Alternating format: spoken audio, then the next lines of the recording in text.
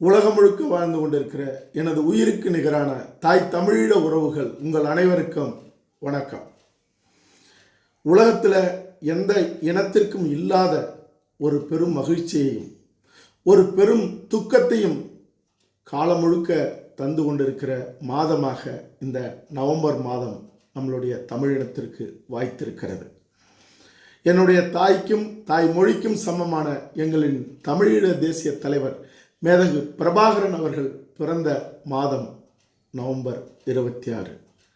அதே மாதம் நவம்பர் 27 எங்களுடைய தமிழீழ மண்ணின் விடுதலைக்காக வீரமும் ஈரமும் அறமும் சுமந்து 50,000க்கும் மேற்பட்ட எங்களுடைய தமிழீழ உறவுகள் தங்களுடைய உயிர்களை தற்கொலையாக தந்த மாவீரர் தெய்வங்கள் வாழ்ந்து மறைந்த அந்த மாவீரர் தினமாகவும் நவம்பர் 27 திகழ்ந்து கொண்டிருக்கிறது.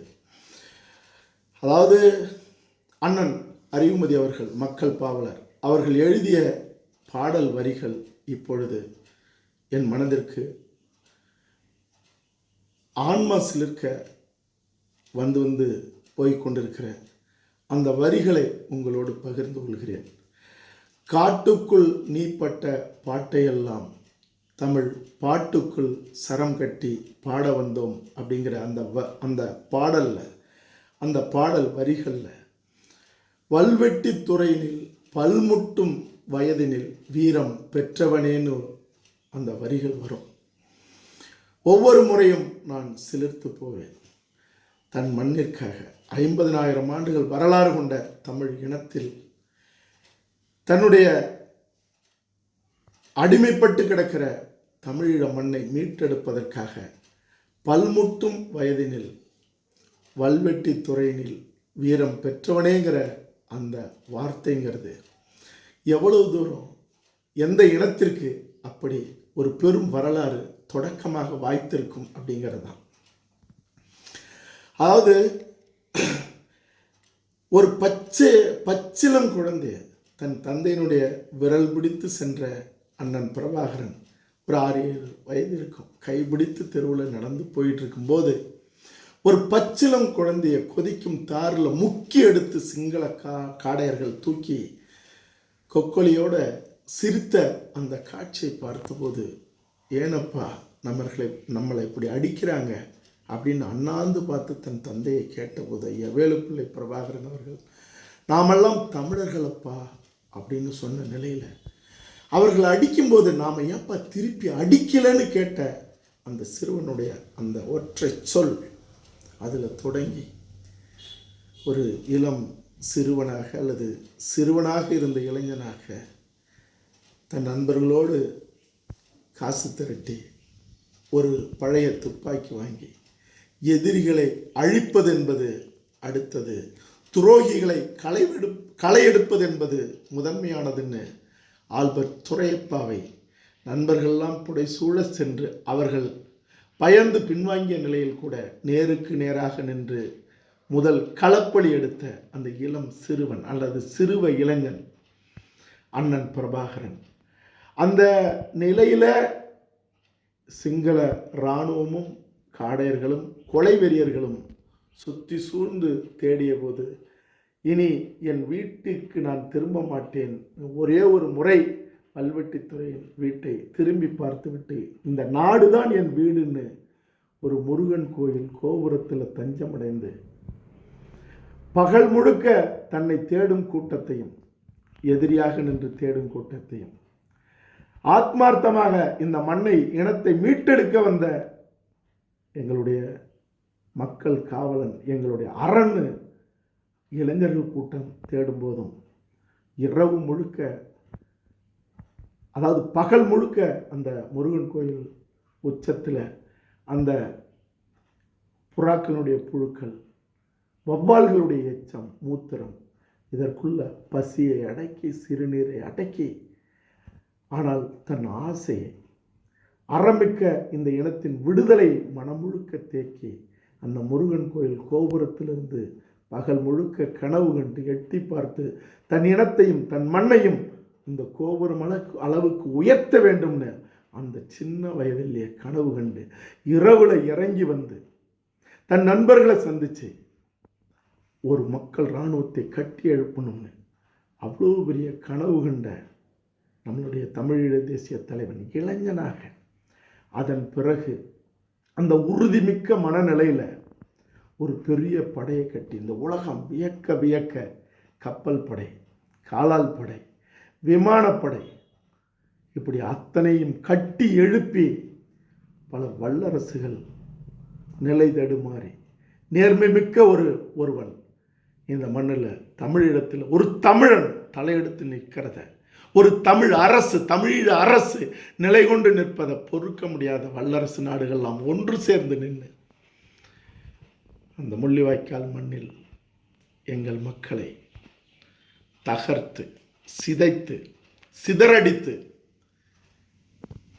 அந்த முள்ளிவாய்க்கால் மண்ணெங்கும் சிவந்து எங்களுடைய பிஞ்சு குழந்தைகள் கண்கள் சிதறி, கைகள் சிதறி, இதயம் சிதறி, எங்களுடைய பெண்கள், எங்களுடைய தாய்மார்கள், எங்களுடைய சகோதரிகள், எங்கள் பெரியவர்கள், அறமிக்க எங்கள் தமிழினம் உலகம் வேடிக்கை பார்க்க பார்க்க உதவி செய்ய செய்ய அந்த முள்ளிவாய்க்கால் மண்ணில் சுற்றி நின்று எங்களை அழித்த நிலைங்கிறது எந்த நூற்றாண்டு கடந்தாலும் நாங்கள் மறக்கவும் முடியாது, மன்னிக்கவும் முடியாது.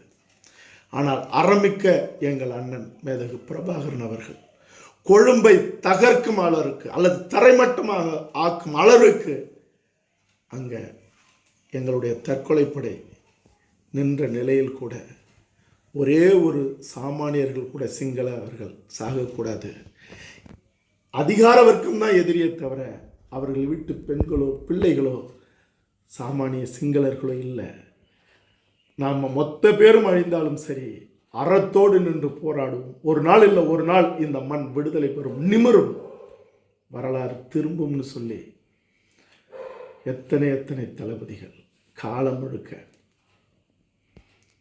கேப்டன் மில்லராக இருக்கட்டும், அண்ணன் திலீபனாக இருக்கட்டும், சகோதரி அங்கேற்கண்ணியாக இருக்கட்டும், அந்த வரலாறுகள் அது ஒரு தரிசனம்.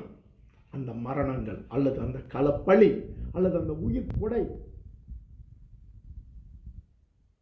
உடல் முழுக்க ஆன்மா முழுக்க சிலிர்க்குது. உலகத்தில் எந்த இனமும் சிந்தாத அளவுக்கு நேர்மையான தன்னுடைய விடுதலைக்காக சிந்திருக்கிறது எங்கள் தமிழீழ வீரமிக்க அந்த மண்ணில்.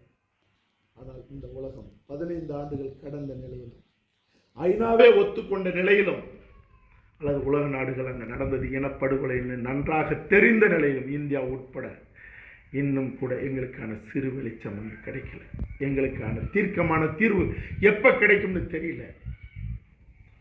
ஆக இது ஒன்றும் சவால் இல்லை, இது வெறும் உணர்ச்சி பெருக்கல்ல. நாங்கள் இழந்த பொருள் இழப்பு, நாங்கள் இழந்த உயிரிழப்பு, நாங்கள் இழந்த மானம் இழப்பு, நாங்கள் இழந்த அதாவது அறத்தை இழந்த அந்த ஈடு செய்ய முடியாத அந்த இழப்பு உலகம் முழுக்க இன்னைக்கு தமிழினம் சிதறி கிடக்குது.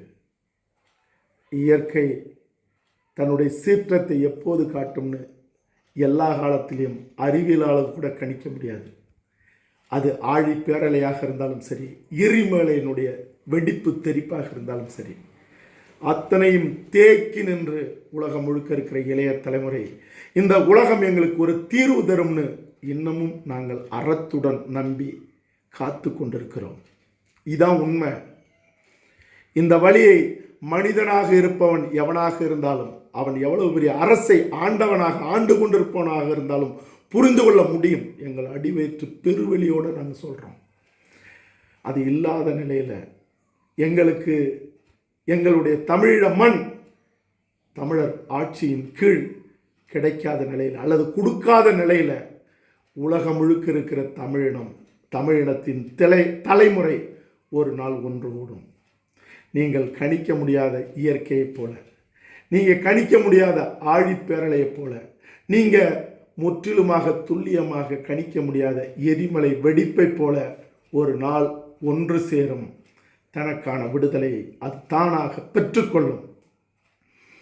என் உயிருக்கு நிகரான அண்ணன் பிரபாகரன் அவர்களுக்கு பிறந்தநாள் வாழ்த்தோடு எங்கள் மண்ணின் விடுதலைக்காக மாவீரர் தெய்வங்களான 50,000க்கும் மேற்பட்ட எங்களுடைய இரத்த உறவுகளுக்கும் 2,50,000க்கும் மேற்பட்ட எங்களுடைய சாமானிய மக்களாக வாழ்ந்து அந்த மண்ணின் விடுதலைக்காக உயிர் நீத்த விலை மதிக்க முடியாத எங்களுடைய உறவுகள் உயிர்களுக்கும் நான் வீர வணக்கம் செலுத்துகிறேன். வெல்வோம். தமிழரின் தாகம், தமிழீழ தாயகம். நன்றி, வணக்கம்.